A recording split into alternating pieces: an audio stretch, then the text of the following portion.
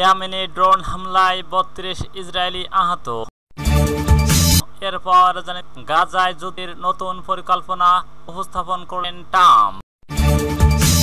আরো জানিয়ে দেব, তিনি রাষ্ট্র ঢেউয়ে ক্রমশ একঘরে হচ্ছে।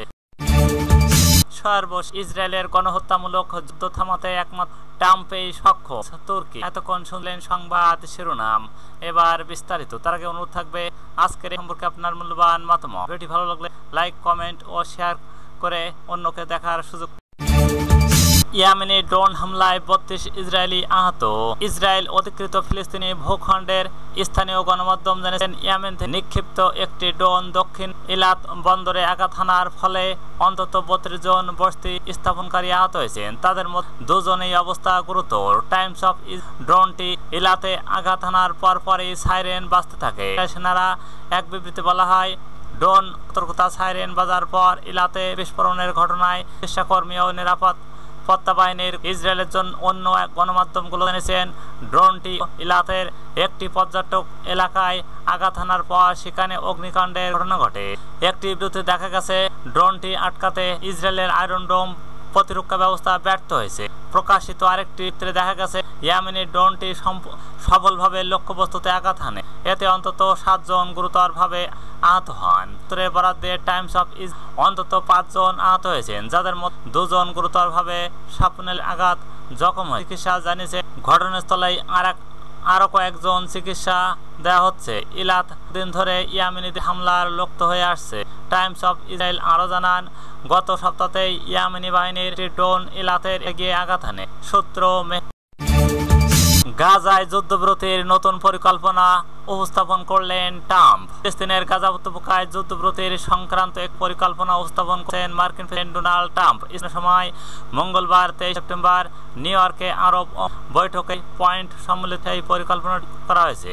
খবর, যুক্তরাষ্ট্রের দূত উইটকফ গতকাল বুধবার মঙ্গলবার আরব নেতা ট্রাম্পের সহ ট্রাম্প প্রশাসনের কয়েকজন জ্যেষ্ঠ কর্মকর্তা উপস্থিত ছিলেন। মার্কিন সংবাদ উইটকফ বলেন, বেশ ফলপ্রসূ আলোচনা করেছি আমরা। বৈঠকে আরব নেতাদের সামনে ট্রাম্পের গাজায় যুদ্ধ সংক্রান্ত ২১ পয়েন্টের পরিকল্পনাটি স্থাপন করা হয়েছে।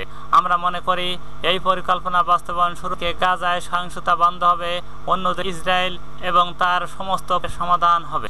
আমরা আশা করছি, এমনকি আমি এ ব্যাপারে আত্মবিশ্বাসী যে আগামী কয়েকদিন আমরা যে কোনো ধরনের অগ্রগতি ঘোষণা করতে পারবো। ট্রাম্পের ২১ পয়েন্টের পরিকল্পনার কয়েকটি পয়েন্টের সংবাদ মাধ্যম প্রকাশিত হয়েছে, যেমন গাজায় বন্দী সব অনতিবিলম্বে, গাজায় স্থায়ী যুদ্ধবিরতি, গাজার শাসনকে হামাসের প্রভাব মুক্ত করা এবং পর্যায়ক্রমে গাজা থেকে প্রত্যাহার। ট্রাম্পের সঙ্গে আরব মুসলিম বৈঠকে কয়েকজন মার্কিন ও মধ্যপ্রাচ্যের যোগাযোগ করেছে। তারা বলছেন, আরবের নেতারা ট্রাম্পের পরিকল্পনাকে সমর্থন করেন। পাশাপাশি তারা আরো কয়েকটি পয়েন্ট যোগ করার পরামর্শ। সেগুলো হলো, পশ্চিম দখলদারিত্ব বন্ধ করা, জেরুজালেমের বর্তমান স্থিতি অবস্থা বজায় রাখা, গাজায় যুদ্ধের অবসান, সেখানে সব গাজায় ত্রাণের প্রবেশ অবাধ রাখা। বৈঠকে উপস্থিত থাকা একটি অসাধারণ কার্যকর বৈঠক করেছি আমরা। প্রসঙ্গত, সোমবার জাতিসংঘের সদর দপ্তরে স্বাধীন ও সার্বভৌমত্ব রাষ্ট্র হিসেবে প্রদানের জন্য বৈশ্বিক সম্মেলনের মূল আয়োজক ফ্রান্স এবং সৌদি আরব। সেই আরবের ডোনাল্ড ট্রাম্প। ফিলিস্তিনি রাষ্ট্র স্বীকৃতির ঢেউয়ে ইসরায়েল ক্রমশ একঘরে হচ্ছে। কানাডা, অস্ট্রেলিয়া, পর্তুগালের পর যুক্তরাজ্য আনুষ্ঠানিকভাবে ফিলিস্তিন রাষ্ট্রকে ঠিক এমন সময় ইসরায়েল দখলকৃত পশ্চিম তীরে নতুন বসতি স্থাপনের পরিকল্পনা এবং গাজায় যুদ্ধ আরো জোরদার করেছে। বিশ্লেষকদের মতে এই সিদ্ধান্ত মধ্যপ্রাচ্যের ভূ রাজনীতি ও জাতিসংঘের অবস্থান আমূল দিতে পারে। গাজার চলমান যুদ্ধ, ক্রমশ বর্ধমান মানবিক বিপর্যয়ের অচল শান্তি প্রক্রিয়া ও পশ্চিমা বিশ্ব অবস্থান বিবেচনায় বাধ্য করেছে।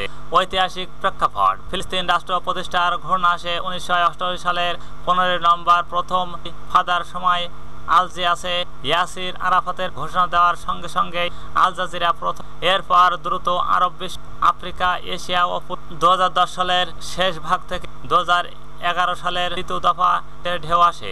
লাতিন আমেরিকার প্রভাবশালী আর্জেন্টিনা, ব্রাজিল তৃতীয়। ওই সময় জাতিসংঘ ব্যবস্থার মাধ্যমে পূর্ণ রাষ্ট্রীয় স্বীকৃতি আদায়ের কৌশল নেন।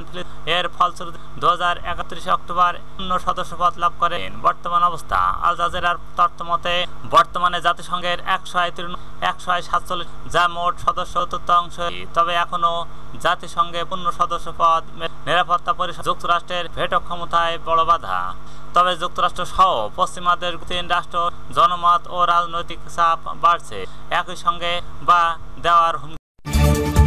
ইসরায়েলের গণহত্যামূলক যুদ্ধ থামাতে একমাত্র ট্রাম্পই সক্ষম। সাবেক সৌদি গোয়েন্দা প্রধান আল ফয়সাল বলছেন, ইসরায়েলের গণহত্যামূলক যুদ্ধ বন্ধে চাপ প্রয়োগে সক্ষম একমাত্র মার্কিন প্রেসিডেন্ট ডোনাল্ড ট্রাম্প।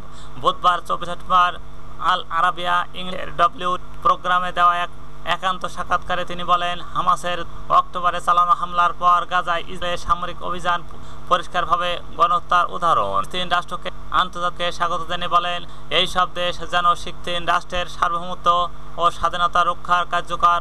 তিনি আরো বলেন, সৌদি আরব ফ্রান্স প্রচেষ্টায় দিলেও এখন যুক্তরাষ্ট্রকে প্রক্রিয়ায় যোগ করতে হবে, কারণ এই পথ বাধ্য করার মতো শক্তি কেবল ওয়াশিংটনের হাতেই আছে।